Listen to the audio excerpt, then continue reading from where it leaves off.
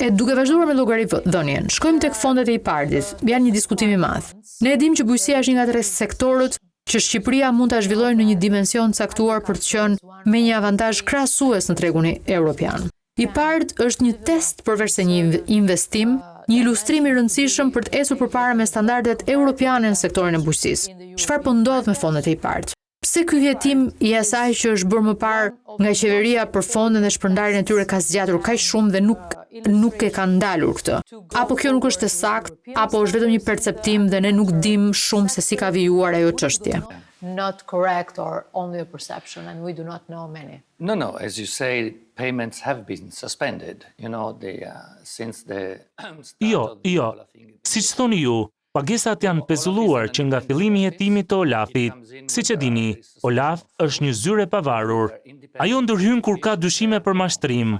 Ata bëjnë hetimet e tyre të pavarura. Ata kanë gjetjet e tyre. Janë të gjitha gjëra konfidenciale, e dini. Dhe pavarësisht, kur ata vërtetojnë se ka pasur mashtrim, kjo fillon një proces që përfshin, sigurisht, shërbimet e Komisionit të Brukselit dhe vendin përfitues. Procedurat janë mjaft të vështira, sepse kur flasim për paratë e taksapaguesve europian, Komisioni Europian e merr këtë shumë seriozisht. E merr seriozisht kur është një vend kandidat, e merr shumë seriozisht kur është një shtet antar, dhe Komisioni ende pret këtë garanci të mjaftueshme, se janë vendosur mekanizma për të shmangur ngjarje të këtij lloji në të ardhmen. Occurrences of this kind in the future. So, Pra duhet të them, mashtrimi mund të ndodhë, por duhet të kesh kontrole sistematike që sigurojnë që kjo do të na jap siguri mjaftueshëm se situata ka ndryshuar. is there any truth in the fact that some companies have... A ka ndonjë të vërtetë në faktin se disa kompani që janë mbështetur kanë paguar para dhe kanë kthyer para nga fondet e mëparshme të IPARD-it për shkak se kanë pasur frikë se hetimi do të shkonte gjithnjë e mëtej? Investigation going further and further? Nuk jam në dieni të kësaj, por as nuk do ta komentoja. Okay. Let's go further with the optimistic agenda of being a European. E kuptoj, në rregull. Le të shkojmë më tej me agendën optimiste të qenit antar i BE-s. Ju keni deklaruar dhe theksuar se viti 2027 mund të jetë një datë kur mund të mbyllim negociatat. 5 apo 4 nga grup kapitujt janë hapur dhe ende vazhdojnë. And still going on? So 5 have been opened and the 6th one, which is the last, which is cluster number 5, that's the confusing. 5 janë hapur dhe i 6-ti, i cili është i fundit, që është grup kapitulli numër 5, dhe kjo është ajo që ngatëron. I 6-ti do të hapet ndoshta javën tjetër, mendoj. Këtë dëgjoj tani nëpër korridore. Pra, kjo është një arritje pozitive. Vërtet është kështu. E dini, ne i përfunduam të gjithë kapitujt në një periudhë relativisht të shkurtër kohore, pak më shumë se një vit. Pra kjo është pozitive. Kjo tregon gjithashtu se shtetet anëtare në Bruksel duan të jenë të hapur ndaj ambicjes së Shqipërisë për të bashkuar me Bashkimin Evropian. Por siç e thash në konferencën për shtyp, dhe siç vazhdoj ta them edhe tani, ky është momenti kur ne testojmë aftësinë dhe gatishmërinë e Shqipërisë për të kryer reformat, sepse për të mbyllur kapitujt nuk duhet vetëm të miratosh letrat për të cilat po flisja, por edhe t'i zbatosh ato, dhe kjo është arsyeja pse po vazhdoj të flas për zbatimin. Talk about implementation. Will this be a reality? Because there are two momentums. Yes. A do të bëhet kjo realitet? Sepse ka 2 momente. Vetëm për shpjeguar se çfarë është për audiencën e madhe që kemi. Nuk po tregohem modest duke cituar këtë, por ambasador, ju keni theksuar 2 pika. E keni filluar konferencën tuaj për shtyp me hapjen optimiste, duke cituar që 5 nga 6 grup kapitujt janë hapur dhe e keni mbyllur këtë konferencë për shtyp duke thënë, kujdes, sasia nuk është cilësi.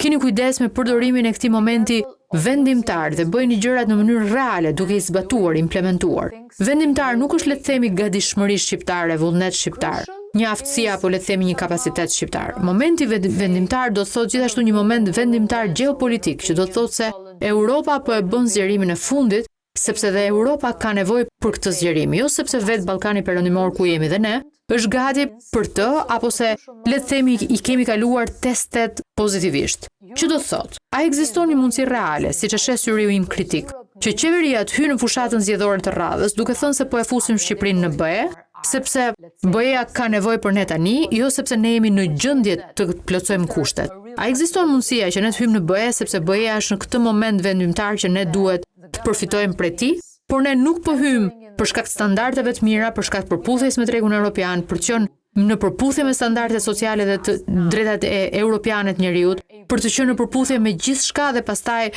mund të kemi si pasojë një goditje, një përplasje dhe mos jemi në atë që e kemi imagjinuar si toka e premtuar, por të mbetemi në një situatë shumë kaotike me standardet, me vlerat dhe me konkurrencën që do të përballojmë dhe nuk do të jemi në gjendje ta mundsojmë.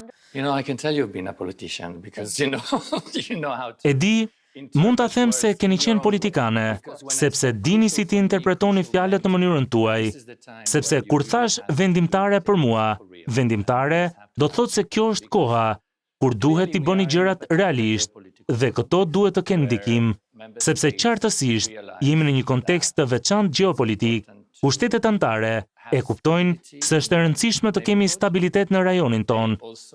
Ata gjithashtu kujtuan papritur se ky rajon është në mes të Bashkimit Evropian, se ju jeni në mes dhe ishte gjithashtu në interesin ton të siguroheshim që ju jeni pjesë e këtij projekti të bukur.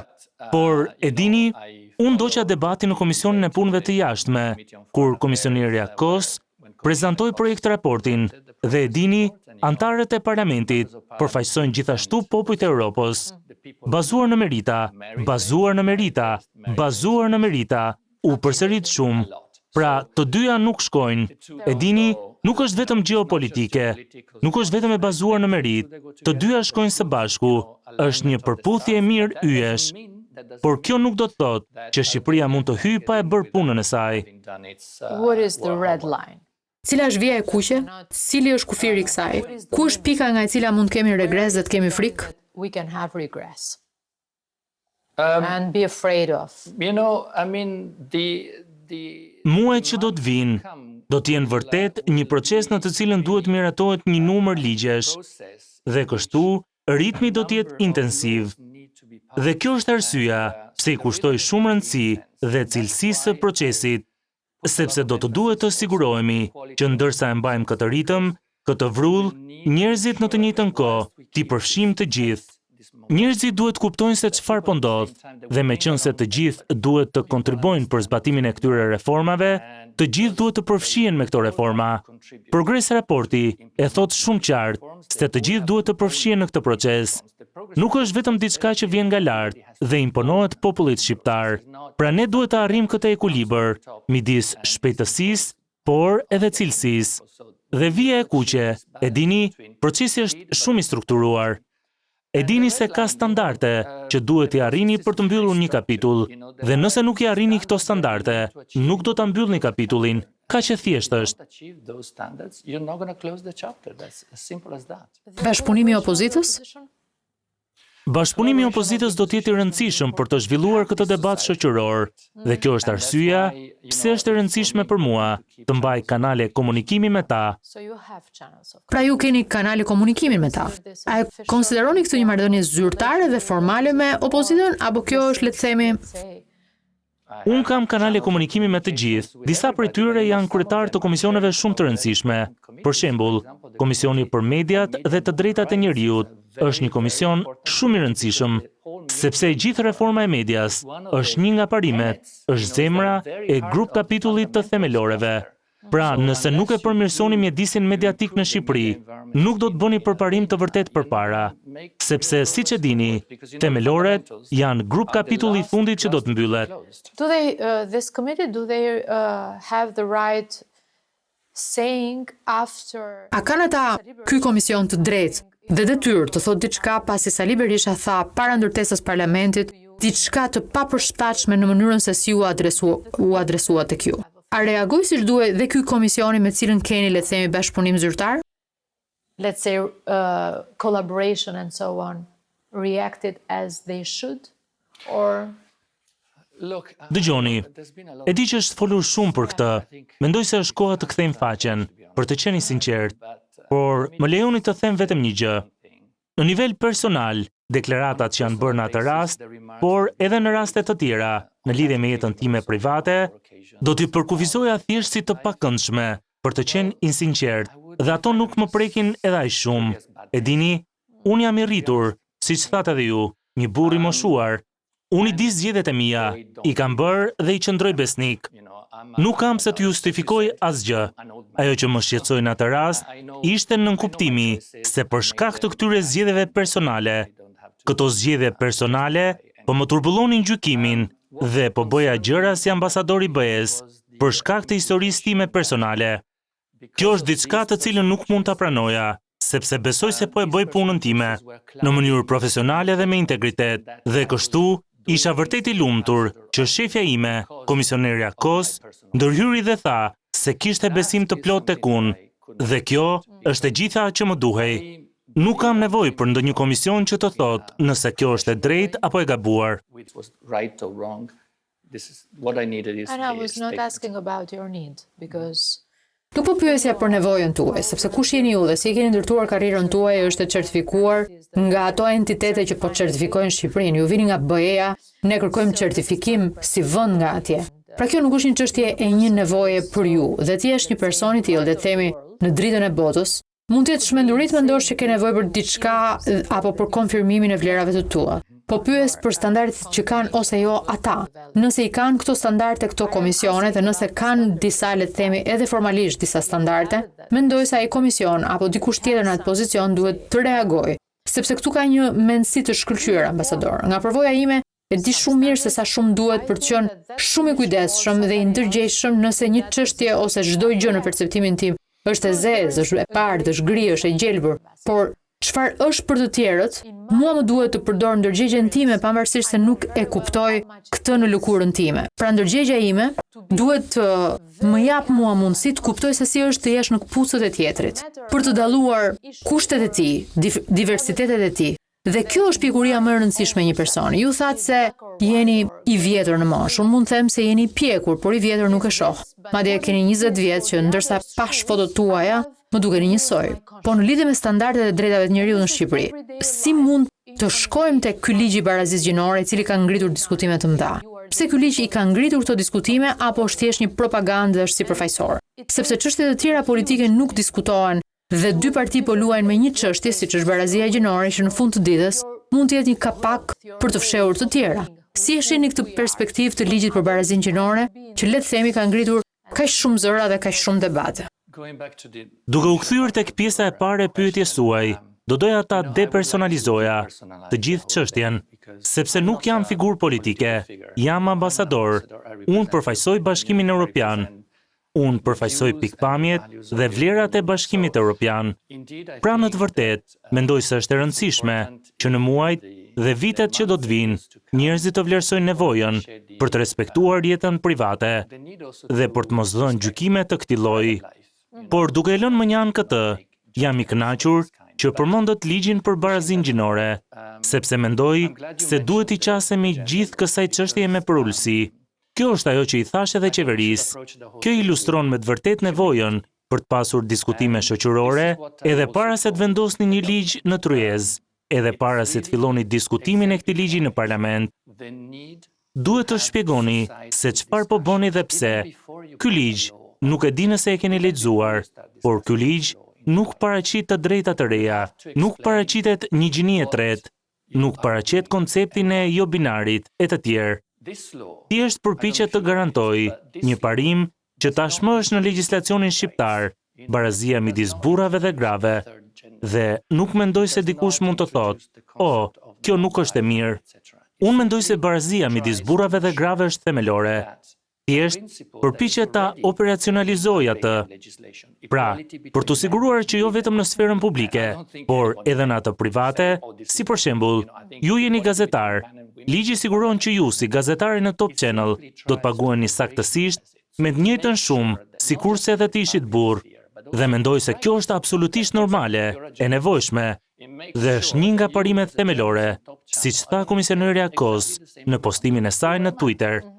Barazia është një nga parimet themelore të Bashkimit Evropian, Pastaj ka edhe një komponent tjetër që ka të bëjë me mos diskriminimin. Në Shqipëri tashmë kemi një ligj për mos diskriminimin, i cili thotë se nuk mund të diskriminoheni për shkak të gjinisë, rasës, besimit tuaj fetar e të tjerë. Dhe gjithashtu flet edhe për orientimin seksual. Nuk është pika unë, ekziston tashmë në Shqipëri, por këtu po flasin për diçka tjetër. Ne thjesht po themi se, në rregull, nëse unë jam, e dini ju, po konkuroni për një post, unë po konkuroj për një post, unë jam gay, ju jeni heteroseksuale, duhet të bazohet vetëm në meritat tona, mënyrën se si zgjidhemi, orientimi im seksual, nuk mund të përdoret si një mënyrë për të thënë, jo, nuk do ta marrim këtë person në vend të atij tjetrit, është kaq e thjeshtë, nuk po prezanton të drejta të reja. Say, no, we're not having this person rather than that person. Yes. It's as simple as that. It's not introducing new rights. So, how can we ensure that they are not... E si mund sigurohemi që ata mos diskriminohen, sepse kjo është çështje mentaliteti. Ai ose ajo mund të thotë që unë nuk po diskriminoj dhe mendon ashtu. Por kjo është arsyeja pse po theksoj nevojën për të pasur diskutime.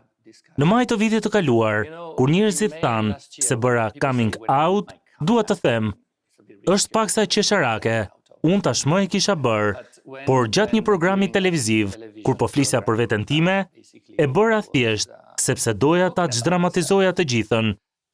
E dini, thjesht doja të thoja se ne nuk jemi një kërcënim. Fakti që ka njerëz dhe ka njerëz, nuk mendoj se dikush mund mohoj dashurinë mes personave të njëjtit seks. Nuk është një kërcënim për familjen tradicionale.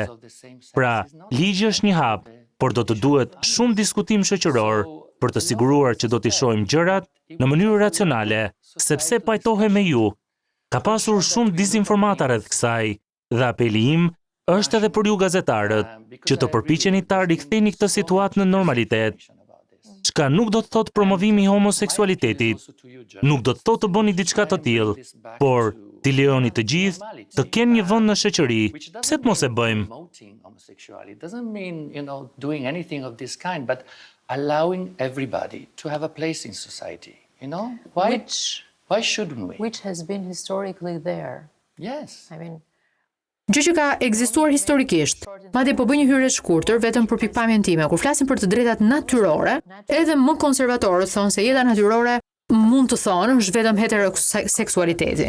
Duhet të shkojmë dhe të hulumtojmë historinë dhe të shohim se jeta njerëzore ka qenë shumë e larmishme në orientimin e zgjedhjeve private dhe intime përgjatë historisë. Kanë qenë gjithmonë aty zgjedhje diverse. Njerëzit kanë dashur persona të njëjtës gjini, burra dhe gra ka ekzistuar gjithmonë. Pra dhe kjo është një drejtë ndoshta natyrore dhe varet si e hulumton. Por kur shkojmë më tej dhe përcaktojmë një ligj që përcakton përkatësi të shumë fishta gjinore, çfarë do të thotë kjo? Jo, e di që kjo shkaktoi shumë keqkuptime. 72 genders, 74 genders, what does it mean, multiple gender? 72 gjini, 74 gjini, çfarë do thotë përkatësi e shumë fish gjinore? Kjo ka qenë pika e kthesës ku dhe kolegët e mi kishin mjaft pika dyshimi. Let's say points of suspicion. And that what confirms the need to explain, right? Yes. Dhe kjo është ajo që konfirmon nevojën për të shpjeguar, apo jo? Sepse është ajo që duhet bërë. Leximi i asaj fraze të veçantë është si stereotipat që lidhen me ty dhe me rolin tënd, dhe që janë tipike për gjinin me të cilën kemi lindur. Më lejoni të përpiqem ta thjeshtoj. Gjithmonë përpiqem ta thjeshtoj. Let me try to simplify. I always try to simplify. Do më pëlqente shumë kjo. You're a woman, and I will say Ti je grua, dhe unë them se nuk mund të bëhesh pilote, sepse pilotimi është diçka për burra, ose nuk mund të jesh inxhiniere, sepse truri yt nuk është bërë për gjëra shkencore. Duhet të studiosh gjuhë, letërsi, Tipike stereotipeve tradicionale. Këto stereotipa, këto përkatësi, fakti që ato e lidhin gjinin tënde me perceptime të caktuara. Dhe kjo është ajo që nuk duhet zbatohet, nuk duhet të ndikojë në zgjedhjet që duhet të kesh në shoqëri. True. That means that this is in the law. E vërtet, kjo do të thotë që në rregull, kjo është në ligj. Dhe ligji e garanton që kur bëhet fjalë për diskriminim të pretenduar nga një person nga një tjetër, ata mund të shkojnë në gjykatë dhe gjykata është e gatshme të gjykojë me këto lloj pikpamjesh me mendësitë që ekzistojnë. Pra jemi të sigurt se zinxhiri është gati ta zbatojë këtë mentalitet, jo vetëm ta shkruajë? So are we sure that the chain is ready to implement this mindset? Duma, you touch a very sort of core question. Duma, ju preket një çështje shumë thelbësore. Ligji është në fakt pika e fillimit. Pasi pastaj, duhet të sigurohesh që njerëzit ta kuptojnë ligjin. Ata që duhet ta zbatojnë ligjin, kanë aftësitë dhe njohuritë për ta zbatuar atë. Pra kanë mjetet për ta zbatuar atë. Pra, siç thoni edhe ju, është një proces. Do të duhet kohë. Nuk është se për shkak se kemi ligje i zbatojmë me do e mos, këto të drejta në mënyrë sistematike e të tjerë. Pra është një proces, por mendoj se do ta bëjë shoqërinë tonë më të mirë. It will make our societies better.